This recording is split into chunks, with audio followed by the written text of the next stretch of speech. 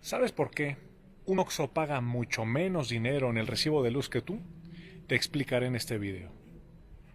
En 1992, durante el gobierno de Salinas de Gortari, con el pretexto de la entrada en vigor del Tratado de Libre Comercio, se creó la figura del autoabasto. En aquel entonces se alegó que la CFE no iba a tener capacidad suficiente para atender la demanda eléctrica que implicaba el nuevo tratado, y por eso se permitió por primera ocasión desde la nacionalización de López Mateos en 1960. La reforma de Peña Nieto en el 2013 simplemente avaló y reconoció esta figura.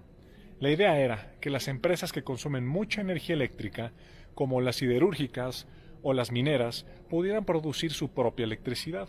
Muy válido hasta ahí. Es decir, si tú ponías tu propia planta de energía, realizabas tus actividades productivas y así la inversión no se limita porque tú ahí tenías tu propia energía. Es importante aclarar que la figura de autoabasto solo aplica para aquellos generadores que producen más de 0.5 megawatts, muchísima energía. Si tú pones un panel solar en tu casa, no requieres de ningún permiso especial. Ahí tú lo único que tienes que hacer es un simple trámite en la CFE y para que tengas energía eléctrica para cuando tus paneles dejen de funcionar por las noches. Sin embargo, esto del autoabasto, que tenía buenas intenciones, se distorsionó. Alguien, por ejemplo, ponía una planta eléctrica con su propio dinero y le vendía a terceros energía eléctrica simulando que eran sus asociados.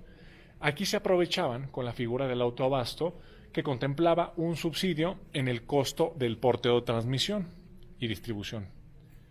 Por ejemplo, si tú pones una planta de generación en el istmo de Tehuantepec, pero para llevar esa energía al lugar donde la requiere tu socio, se deben usar las redes de la CFE.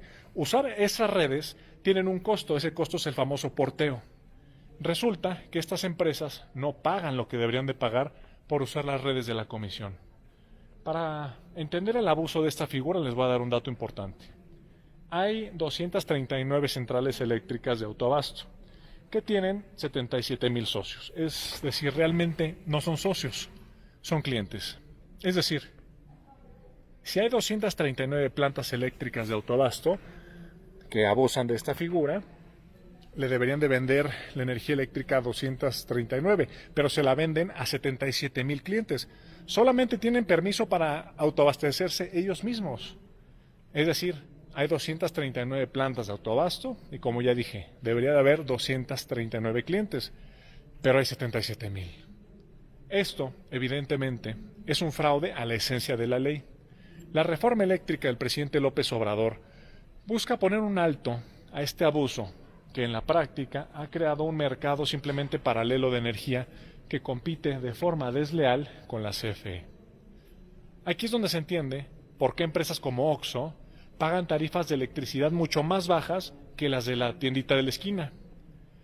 No es que Oxxo haya invertido en construir su propia planta eléctrica, sino más bien le compra a alguien que sí invirtió y aprovechan la figura del autoabasto y simulan los Oxxos y otras empresas y se benefician así de tarifas bajas porque no se paga el porteo que ya les mencioné.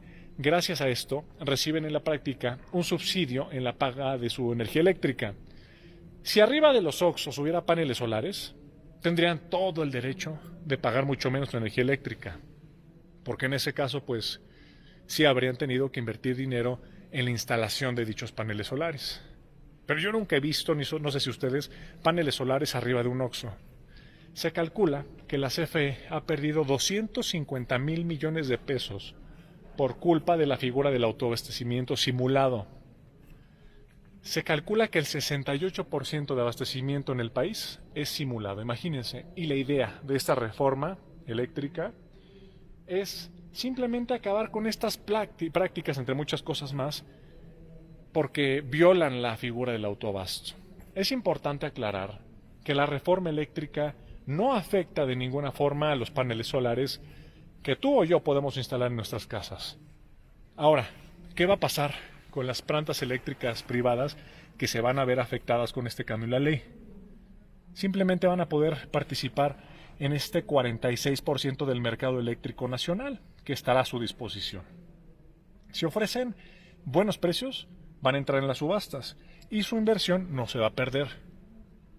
¿Qué va a pasar con los Oxxos? Pues van a tener que pagar y comprarle la energía a la CFE como todos nosotros y pagar las tarifas justas como todos nosotros. La reforma eléctrica de ninguna forma está diseñada para perjudicar al sector privado. En todo caso, lo que se busca es un reordenamiento en el sector eléctrico nacional y sobre todo poner un piso parejo para que la CFE pueda competir libremente. Obviamente que el gobierno mexicano mantenga la rectoría en este sector estratégico para el desarrollo nacional. Algo que hacen todas las potencias económicas del mundo. Algo que hacen todos los gobiernos a los que les importa proteger los sectores más vulnerables de su sociedad y de las variaciones del mercado eléctrico. Algo que hacen las naciones que son o están encaminadas a ser potencia mundial, protegen su energía eléctrica. Es por esto que aquí, en la Cámara de Diputados, posiblemente el mes de febrero, marzo o abril, estaremos debatiendo la finalidad y hacia dónde va encaminada la reforma eléctrica. No se pierdan más videos, estaré explicando detalles como esto. Y pues bueno, soy Miguel Torruco Garza, les mando un abrazo desde aquí, desde este solemne lugar, la Cámara de Diputados, donde estaremos tomando las decisiones más importantes de los próximos años por venir y por el bien de México. Abrazo fuerte.